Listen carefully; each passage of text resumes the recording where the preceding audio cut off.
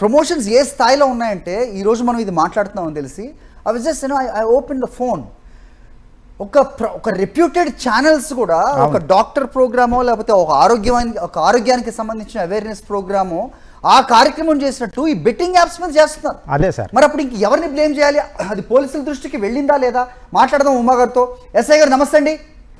ఎలా చూడాలండి దట్ ఇప్పుడు ఈ బెట్టింగ్ యాప్స్ గురించి మాట్లాడుతున్నారు. సజ్జనార్ గారు లాంటి ఒక ఉన్నత స్థాయి అధికారి కూడా దీనికి యాంటీగా పోరాటం చేస్తున్నందుకు ప్రస్తుతం బయటకు వచ్చింది కాబట్టి బజ్ క్రియేట్ అయిందా, లేదంటే ఎప్పటి నుంచో మీ దృష్టిలో ఇది ఉందా? ఉంటే గనక ఎందుకు వాళ్ళని చట్ట పరిధిలోకి తీసుకురాలేకపోయారు? ఒక సామాన్యుడి ప్రశ్న. అయితే ఈ గేమింగ్ యాప్స్ గురించి మాకు కేసెస్ అనేవి ఎప్పటి నుంచో వస్తున్నాయి. కేసెస్ రిజిస్టర్ చేయడము, వాళ్ళని అరెస్ట్ చేయడము, చాలా కేసెస్లో అయినాయి. ఇంకా కొన్ని కేసెస్లో అయితే గేమింగ్కి సంబంధించి ఒక లిక్విడ్ క్యాష్ 1 crore వరకు కూడా మా టీము సీజ్ చేయడం జరిగింది. ఇది గేమింగ్ అనేది ఒకటి ఆర్గనైజ్డ్ క్రైమ్ అనమాట. ఈ ఆర్గనైజ్డ్ క్రైమ్లో ఆ వెబ్సైట్ అనేది క్రియేట్ చేయడానికి కొంతమంది ఒక టీము, ఇంకా అది ప్రమోట్ ఇప్పుడు ఇన్ఫ్లుయెన్సర్స్ ఎట్లా చేస్తున్నారంటే ఈ ప్రమోటర్స్ వెళ్ళి వాళ్ళని కాంటాక్ట్ అయినప్పుడు వాళ్ళు ప్రమోట్ చేస్తున్నారు, వాళ్ళకు ఒక టీము. ఇంకా ఇప్పుడు టోటల్ ట్రాన్సాక్షన్స్ జరగాలంటే మనకి బేసిక్ అనేది బ్యాంక్ అకౌంట్స్ కావాలన్నమాట.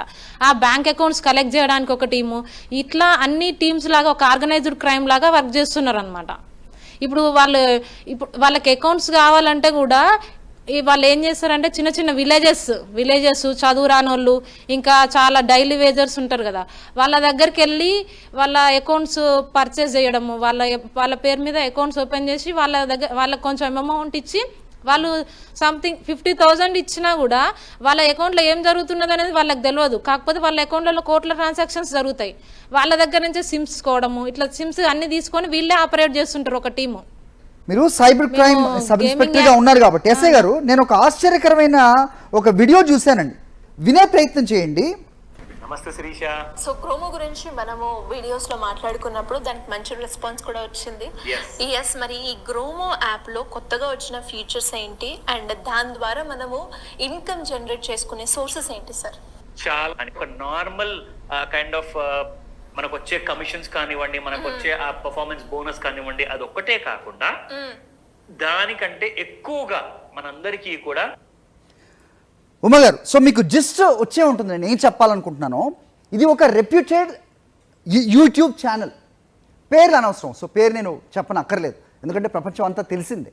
అలాంటి ఒక ఛానల్లో ఒక అరగంట సేపు ఇలా మాట్లాడితే కనుక ఆ ఛానల్కున్న రెప్యుటేషన్ని బట్టి లేదంటే ఆ శాంక్టిటీని బట్టి నమ్మి మోసపోతున్న వాళ్ళు వేలు లక్షల్లో ఉన్నారని ప్రస్తుతం తెలుస్తుంది.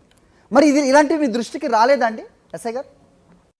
అంటే సోషల్ మీడియా ఇప్పుడు ఇన్ఫ్లుయెన్సర్ల గురించి ఎక్కువ మా దగ్గర కేసు రాలే. ఎవరైతే విక్టిమ్స్ ఉన్నారో అమౌంట్ లాస్ చేసుకొని వాళ్ళ దగ్గర కోట్లు లేకపోతే లక్షలు లాస్ చేసుకొని ఇక్కడికి వచ్చి కంప్లైంట్ ఇచ్చిన వాళ్ళు ఉన్నారు. ఇప్పుడు ఎవరైనా ఇన్ఫ్లుయెన్సర్స్ అయినా ఎవరైనా కూడా వాళ్ళు గేమింగ్ గురించి ప్రమోట్ చేయడం అనేది ఇక్కడ ఇల్లీగల్ అనమాట. పర్టికులర్గా మన తెలంగాణ స్టేట్లో గేమింగ్ అనేది టోటల్లీ బ్యాన్. కొన్ని స్టేట్లలో అది లీగల్ అయి ఉండొచ్చు, కానీ మన స్టేట్లో మాత్రం ఇది గేమింగ్ అనేది టోటల్లీ బ్యాన్డ్ అనమాట. దానికి సంబంధించి ఇట్లా ఇన్ఫ్లుయెన్సర్స్ గేమింగ్కి సంబంధించి అసిస్ట్ చేసినా, ఏ విధంగా అసిస్ట్ చేసినా కూడా అది ఫ్రాడ్ అనమాట. ఓకే ఉమా గారు.